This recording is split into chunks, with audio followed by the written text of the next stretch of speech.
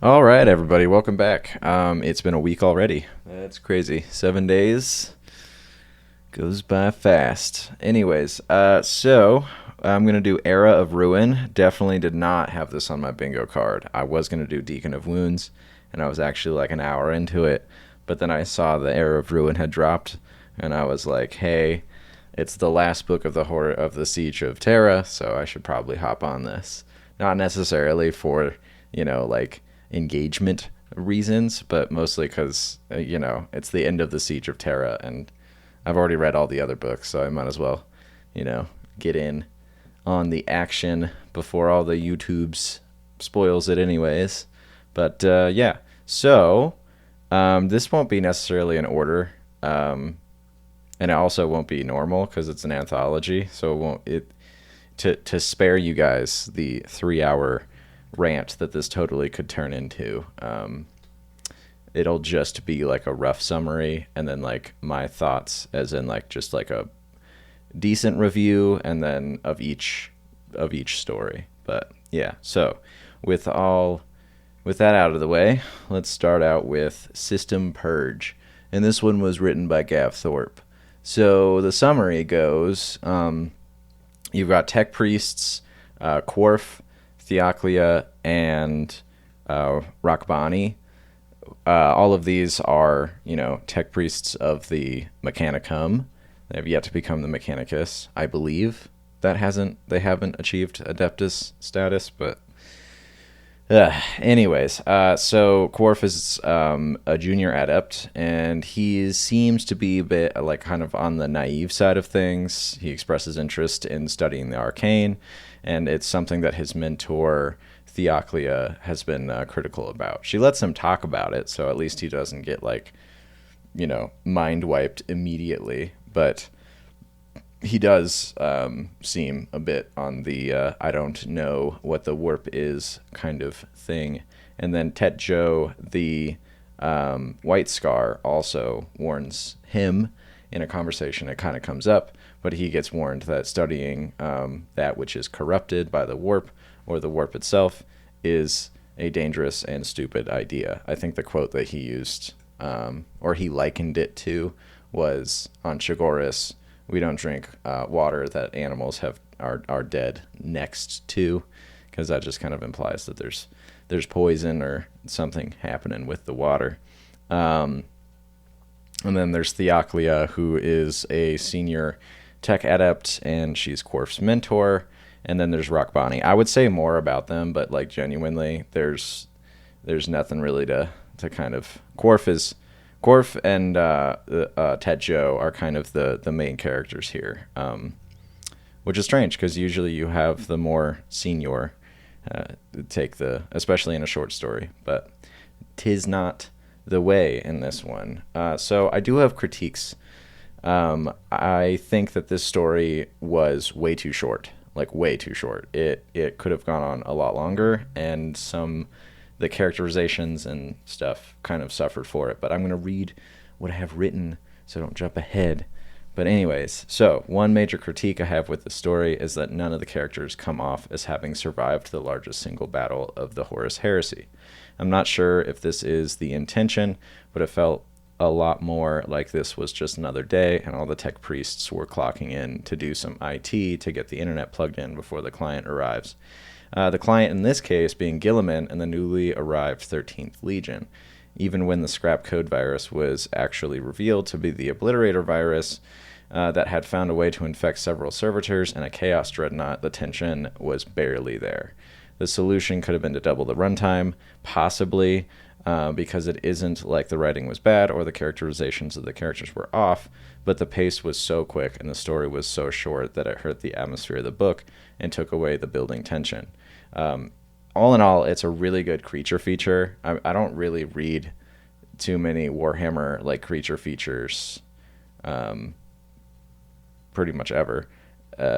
So this was kind of a standout, but it could have been a lot better if it was just like 40 minutes longer or something. But anyways, it's serviceable. There's definitely worse 40K books out there, but I definitely would not say that this was the best of the bunch.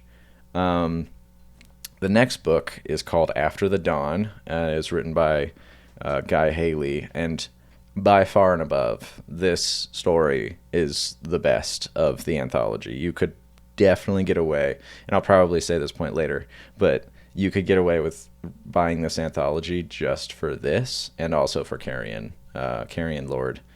But yeah, I'm getting ahead of myself. The summary: so Katsuhiro's journey has been long and traumatic. He is nothing of the man he was before, and in some ways that has made him more, and in some ways that has made him less. Beyond the physical and psychological changes, he is also still honor-bound to ensure the safety of the baby given to him by Shibin Khan. In the aftermath of humanity's largest single battle, the simple act of feeding and caring for a baby is a shockingly poignant and human story. And as far as the review goes, I am going with just all around, it's terrific. If I had to sum this story up into one word, that would definitely be it. There are many ways to write about the theme of the expendable nature of humans in the Imperium. It is the whole expendable thing. I mean, it's on the cover of most of the books. It's in that like lore blurb of like, to serve in the Imperium is to be but of a mote of sand, blah blah blah. Like it is beyond a dead horse. Okay, it has been beaten for like well over 30 years. We know. And this story definitely risked being redundant by telling a story of like, hey, they don't even care about a baby. And it's just like, all right, I guess if you want to go with that, like that's literally what I thought when I first started reading or listening to this. And then I got 30 minutes in and I was like hooked. So yeah, anyways, this is indeed another one of those types of stories. The thing that does make it stand out is it develops an atmosphere and it leans into it really, really hard. It plays it really straight. The dialogue is natural and the general actions of the characters involved in this story are relatable and they do make you care. Something that all of these stories, except this one, is missing is the fact that a catastrophic battle was just fought and what is left are just the remnants. The hope of the Imperium has been shattered and the Emperor himself wounded nearly to death. This is the only story that feels like the Siege of Terra actually happened. It is an outstanding story, and I'd recommend this anthology just for this short story. Yeah, so as I was saying, it's a great. I really like it. I don't usually just undefined, recommend it to all readers, but I would say this is pretty great. If you really, really, really cannot do a story with like basically no action, then this story is not for you. But if you like anything else, then this story is fine. You'll get something from it. The next book. Oh, also one more thing. I just want to reiterate. Literally all of these stories, it just doesn't feel like the Siege of Terra happened. Like, if it didn't spell it out, like, or some of the characters didn't say it in the novel, you wouldn't have guessed that this is like the end, of like Homebound, I guess, brings up the fact, and you kind of can't escape it because it underpins the whole narrative. But even that one still doesn't really feel like it. Like, I don't know. I think you'll understand when you read After the Dawn compared to all the other ones, because the atmosphere is just so much more like, yes, a battle was fought. Everything's war-torn. Everybody's grimy. Everyone doesn't have food. No one really knows what's going on. But thank God the Ultramarines showed up, because now there's like logisticians starting to kind of take an account of stuff and reassert order. But yeah, so moving on, because I could talk about that for a while. Angels of Another Age by John French. So the summary of this is like kind of barely worth mentioning. This is going to be a fast one, but it's basically the Blood Angels. They just lost their father. Sanguinius, losing his life, casts a psychic shockwave over the Blood Angels and awakens a curse that has long been in their blood. The story sheds more light on how it feels to fall under the curse. So the POV is from a Blood Angel. His father just dies, and it's kind of, the whole short story is kind of like a fever dream. It's incredibly edgy. It is Blood Angel-y. If you like the Blood Angels, this is like right up your alley. But if you don't, it is it'll be lost on you. Unless you're really, really into Warhammer and you just want to hear everything Warhammer, then you'll get something out of it. But like, those are the two people that will enjoy this because it is just so specific to Blood Angels. It wasn't for me. I'm fine with the fact that it wasn't for me. I'm not going to like throw a tantrum because every story I read isn't, built for me, but it is still like a serviceable story covering an important aspect of a popular chapter. Did it need to be written? Not really. I mean, like, we already got several like dedicated segments of the Siege of Terra proper, like books, especially in the End of the Death when Sanguinius actually did die, of Blood Angels falling, and we already, like, we know, we got it. And then there's an additional short story that just kind of went even deeper, and it was like, do we need this? Not really, but we got it anyways. So, yeah, I mean, the whole do we need it? Not really. Could be said about like a lot of books in the Warhammer 30 and 40k IP. So, like, that's why I'm not bashing the story even harder than, because it's just like, this is one of the many. But for what this story is actually trying to do, I think it was good. And it also didn't overstay its welcome because it's only like 30 something minutes. So again, like, I'm not going super hard because, like, I think, especially because the writer is John French, he knows what he's doing. He's a veteran writer of like the IP, so it's not like he doesn't know that we've already kind of went over the Red Thirst and the Black Rage like a trillion times. But I digress. The next one is Fulgurite by Nick Kyme, and Fulgurite should kind of spark a bit of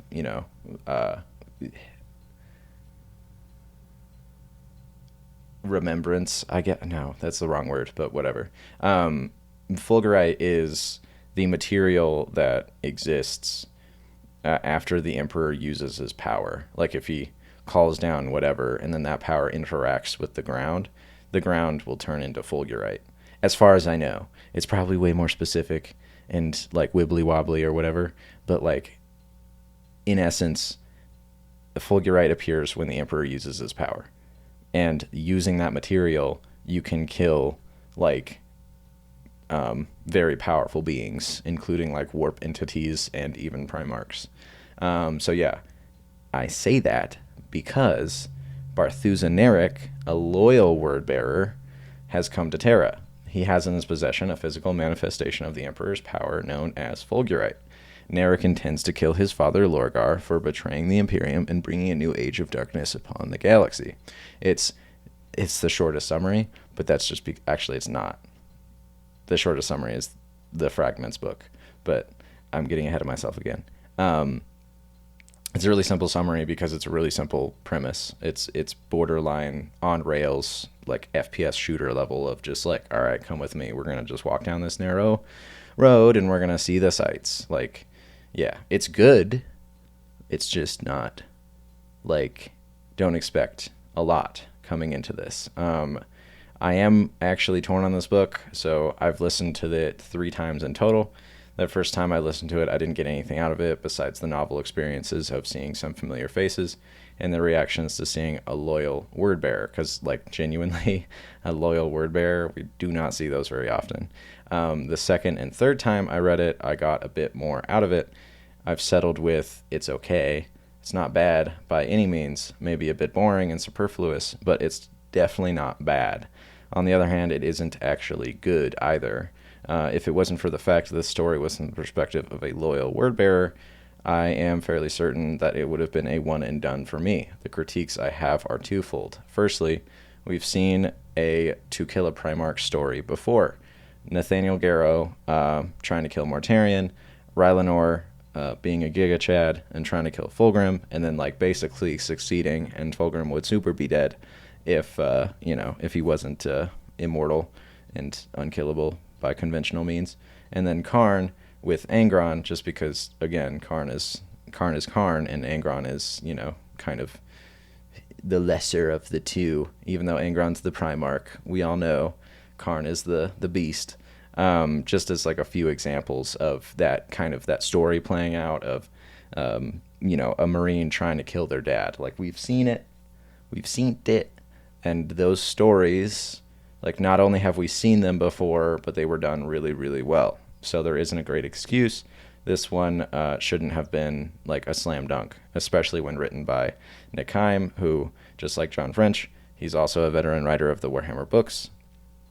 So yeah, it's like, honestly, it should have just been, especially a brand new perspective.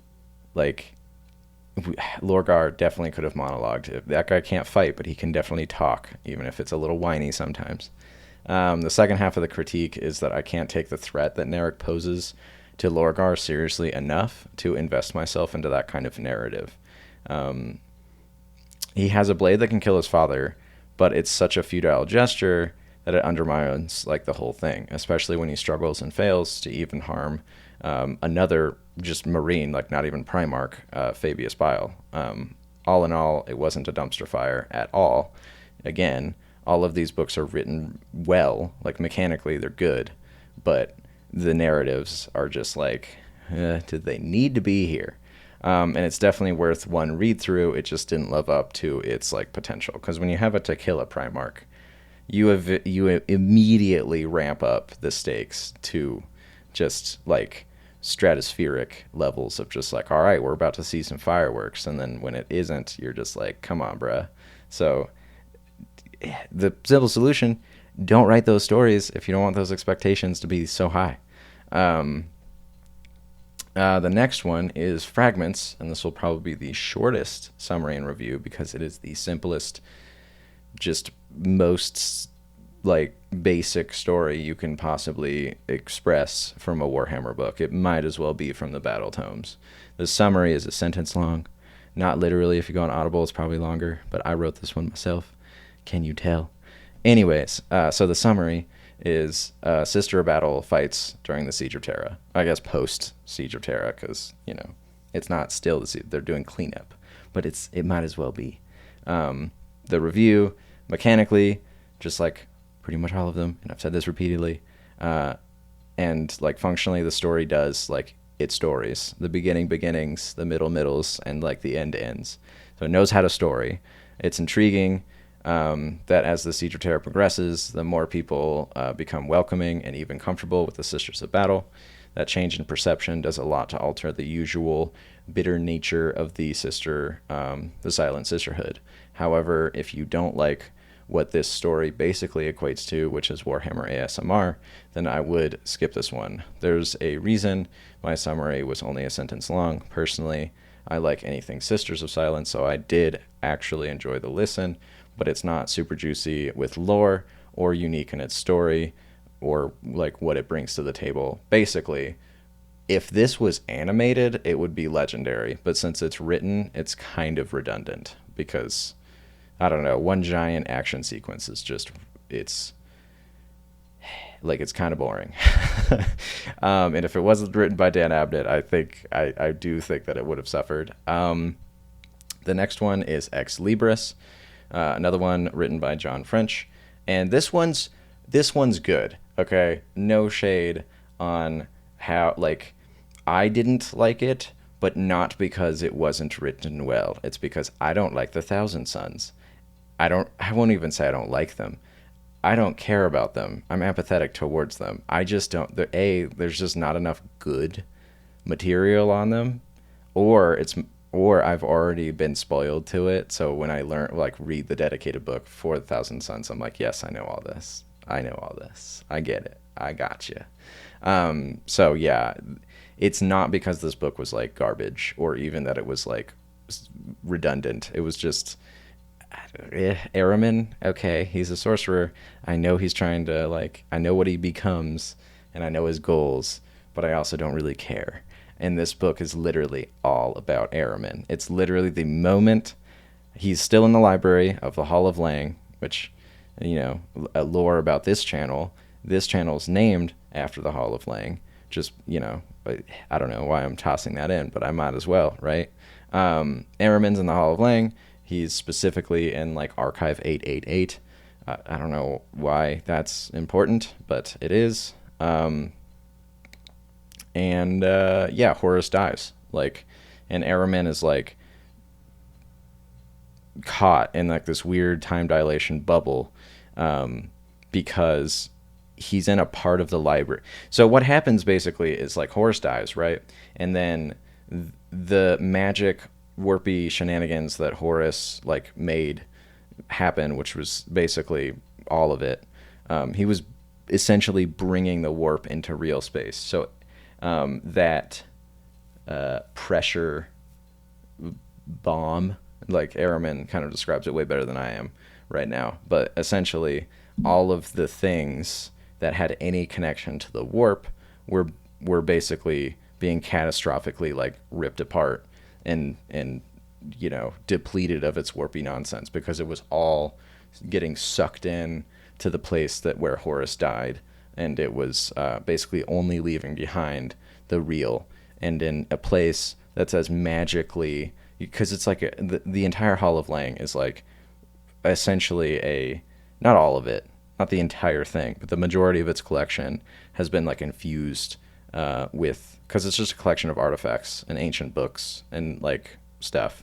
It's a huge tome like hall, and since all the magic is being like violently ripped out of it, then the hall itself is kind of like being destroyed, and Araman is like basically getting sucked in to this whirlwind of nonsense that's happening right now, and he has to find a way of not getting his entire entity basically just evaporated through this warpy shenanigans, and that's pretty much the entire premise of the book. It's in real time. It's like a microsecond, because he like pauses time, and then he has a bunch of illusions because he goes into like hypoxic like warp hypoxia, because it's bleeding out of him too, and he's like a warp sorcerer, so he starts like having hallucinations and stuff like that, and it's all from his perspective. And if you don't like the Thousand Sons, or you don't know enough about them, or you don't care about them, then the story basically doesn't matter, even though it's written really well. It's just, I won't even say it falls flat, it's just not for you, like which is hard to knock like you can't knock a book for just not being written for you, because not everything in the Warhammer universe is written for everyone, if you get what I mean. But anyways, so moving on, that was Ex Libris by John French. If that sounds interesting, then you'll be interested. If it doesn't sound interesting, there you go. The next one is Homebound by Chris Wraight. So Ilia, the pseudo mother of the White Scars that has done so much to bring the Legion from out of the grasslands, or at the very least expose their humanity to the rest of the Imperium, is dying.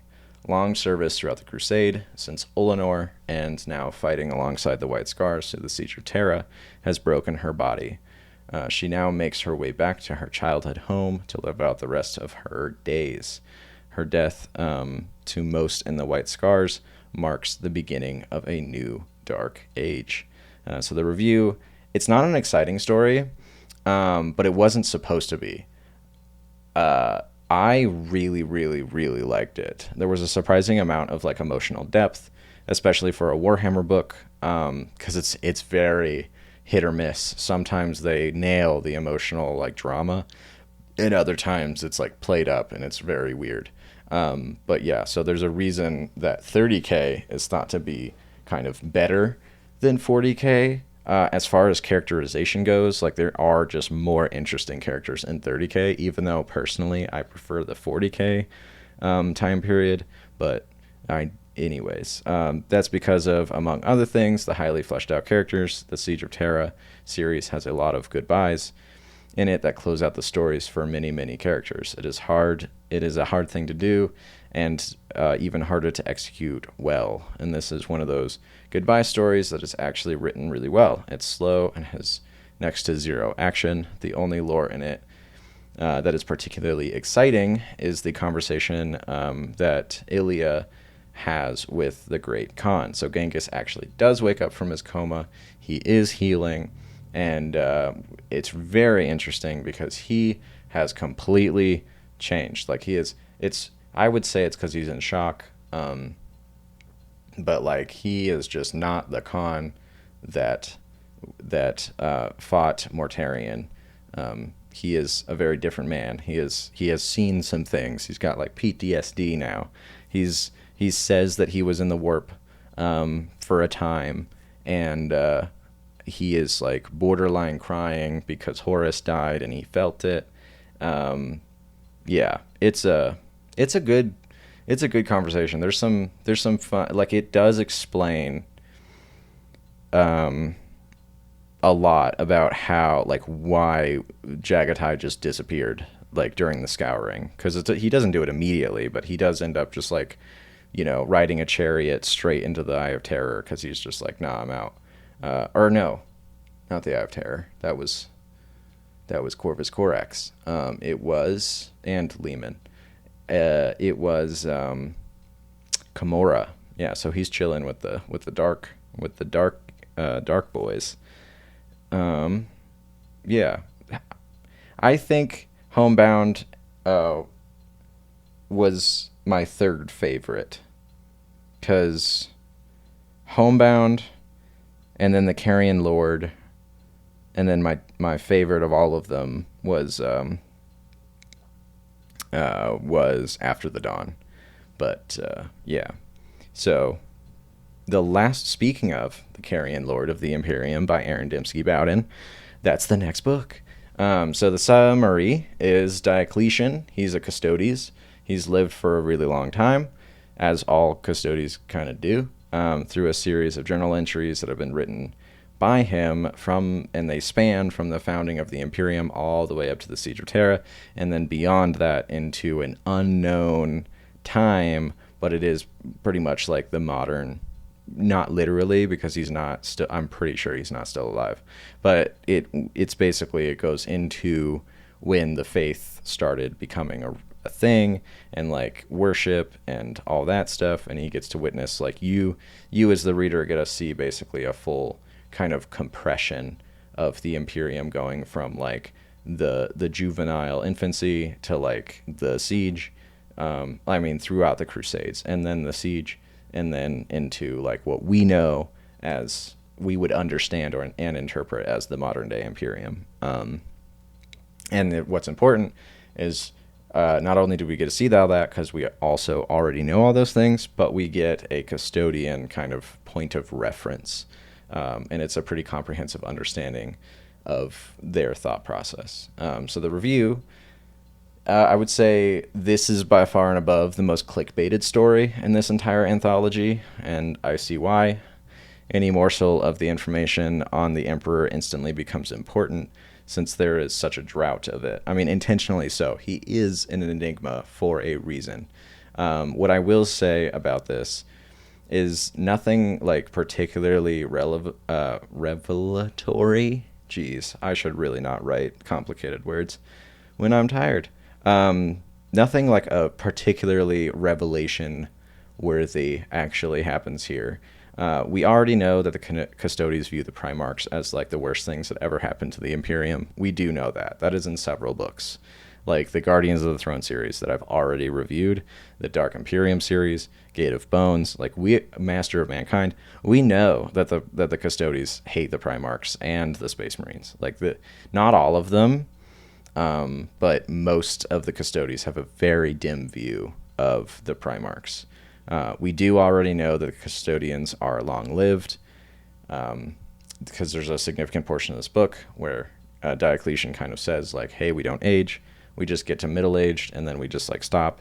Don't know why. Couldn't tell you. But he also adds that none of them have been away from the Emperor's presence for long enough to test that theory. And I can tell you right now, they do age past middle-aged, because there's several Custodes in the Guardians of the Throne series and in the Dawn of Fire series that you see that are definitely, like, I wouldn't say they're elderly, like none of them are like walking around with a cane, but they're definitely not still middle-aged. They did age. So I do think that when he says about being near the Emperor, that the Emperor can and does, like, slow the aging process or do something to, like, stop them from aging, but being away from the Emperor definitely has something to do with something. Yeah. we also know that they hate Faith. Like we also know that he wanted to, like, and he's not even the first. So there is a part where, and I'm gonna spoil the living hell out of this because, like, I feel like you already have been spoiled to because there's already like 5 videos on this. The part where he thinks about killing Gilliman, literally, not even the first one to do that. I mean, he is the first one, but that's not the first time we've seen it. So, again, read the Dark Imperium trilogy. It is good. You'll see the same stuff. A lot of this is kind of, I would say that the Carrion Lord of the Imperium is like a compression of the kind of the themes that you'd get from all those books that I previously mentioned. So if you've never heard of all this and you're not caught up and you also don't want to read like 7 novels, then this book is really good for that. But if you do want to read all those novels and you already have, then yeah, this is nothing new, but it is very interesting. The story is really good. It's from Aaron Dembski-Bowden, so it's going to be a treat to listen to. Yeah, I don't know. There's not really much else to say about this. It's a really good story. It's just, as far as lore goes, we've heard it all. Yeah, so, I hate to end it like this, but it's already been like 30 minutes. And these videos do not do well when they edge towards like, anything longer than 20. And I'm already way past that. So, I know what I'm looking forward to. Yeah, I mentioned this in the beginning, but I'll mention it again. The next book I'm doing is going to be Deacon of Wounds. And yeah, it should be like a proper, like, business as usual summary and review with like what's your homework and what's the lore and stuff like that. Should be fun. It's a Warhammer horror. They're kind of hit or miss, but Deacon of Wounds, I remember it. It's fun. Anyway, thanks for listening, especially if you made it all the way through. Appreciate you, and I'll see you next week.